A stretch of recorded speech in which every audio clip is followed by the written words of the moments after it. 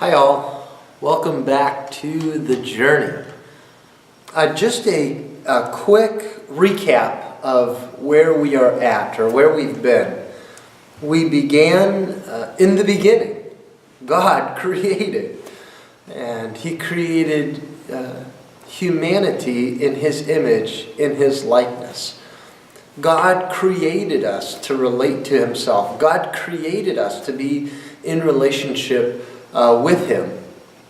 And He has been working this out throughout history, even in the midst of humanity rebelling against Him, that He has been working out His plan to draw us back to Himself. And so let's just remember or rehearse some of the main characters in that. In Genesis 12, we meet Abram, whose name would later be changed to Abraham. And God comes to him and He makes a covenant with him. And covenant is God makes promises that He will keep. He will die in order to keep them, as a matter of fact.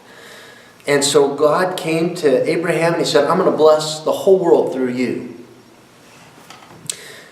And then we discover years later that God calls a man named Moses to come and free His people. In that time between Abraham and Moses, you have the people of Israel in slavery in Egypt. And God calls Moses to be the face, the leader through whom God would deliver His people. And He was delivering His people in order to draw them back to Himself. This is the way that God works, that God delivers us, He frees us in order to draw us back to Himself. Well, Moses leads the people, and when Moses dies, the leader behind him is a young man named Joshua. Now, Joshua was one of the courageous guys who desired to be obedient to God by going in and taking the land that God had promised. Now, in Moses' day, they had rebelled against God. They said, we're not going to go in and take the land. No thanks. The people there, they're bigger than we are, and we don't trust that God can be victorious. That whole generation dies in the desert, except for Joshua and Caleb, two men who had the courage to say, God can, God will. And so Joshua was the leader, but Caleb was still alive. He got to inherit what we call the promised land, this land that God had promised through Abraham that was now coming to fruition. And we read in the book of Joshua the victories that God gave in order to give them the land, the promised land. Then we enter into a period of about 400 years called the Judges. And the summary statement of the Judges is that this was a time where the people did whatever they thought was right in their own eyes. It was literally a chaotic period in history. You had leaders who would rise, then die, and the people would sin or rebel against God, and God would hand them over to their enemies. They would suffer, and then they would cry out to God. God would have compassion on them, and He would raise up another leader. This was the time in which the Judges were written. Just a time of chaos. And then Israel asks for a king. And this is a significant shift in history, because the reality is that God had been their king. God is their king. God was their king. And even when God gave them a king, the king's ultimate authority was God. Clear back in Deuteronomy, God says that when they ask for a king, have them write down the law of the Lord for themselves, so that they'll know how to lead my people. That's in Deuteronomy 17. So even though Israel was going to ask for a king, and that God was going to say yes to give them a king, that the king was still subject to God's authority to lead as God's man. Well, the first king was Saul. And Saul started out well, and I think probably is one of the saddest stories of the kings. Is that he started out so well, and man, he didn't take God's holiness very seriously, and he got removed from the kingdom.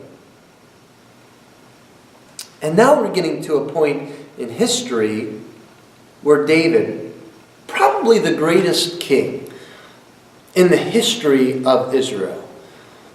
As a matter of fact, as we continue in our study, David is going to be the one who's referenced as the good king. He's the king that all the other ones are compared as far as being a good king, a godly king. Now, David's story isn't a perfect story. That's for certain. You probably remember David's sin with Bathsheba, and yet he was called a man after God's own heart. That's an expression of his desire for God. When he was confronted about that he said, I've sinned. And Psalm 51 it demonstrates for us his repentance before God, his desire to be right with God.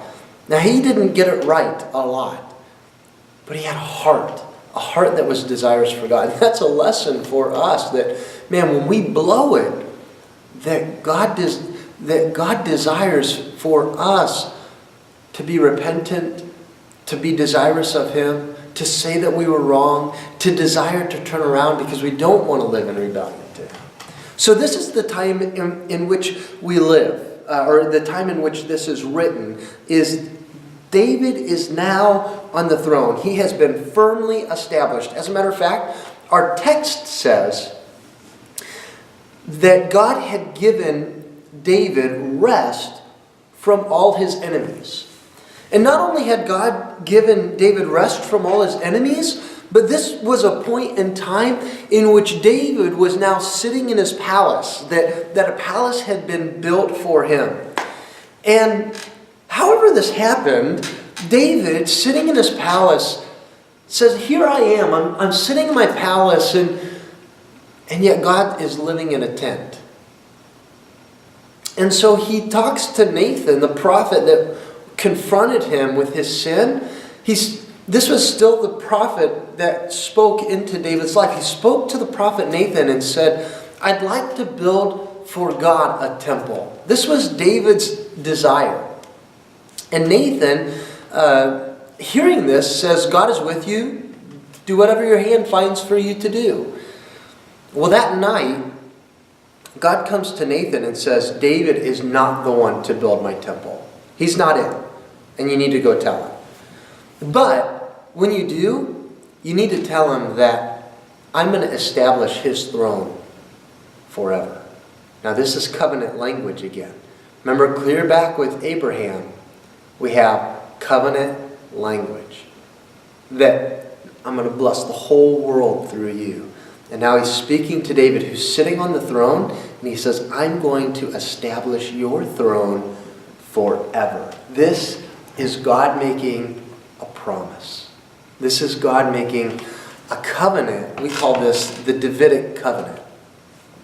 So Nathan goes and he reports what God has said to him. That David is not the guy to build the temple, but that God is going to establish David's house, his throne, forever. Now this has implications, and let's talk about this.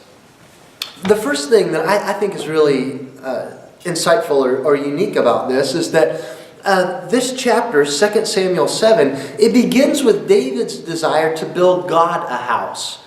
And within the text, there's this great reversal that God speaks to Nathan and says, you're not going to build me a house. I'm going to make you a house. And what he means by that is, I'm going to make you a dynasty. I'm going to bless you in such a way that I will establish your name, your throne, forever. And so it's this great reversal of how God works that man, we don't really do anything significant or substantial for God, but rather God is the one who makes us substantial and significant in the course of history. And so that's just important to remember, that it's God who's working this out for His will and His purpose and His glory. And so it wasn't an appropriate desire that David had to build the temple.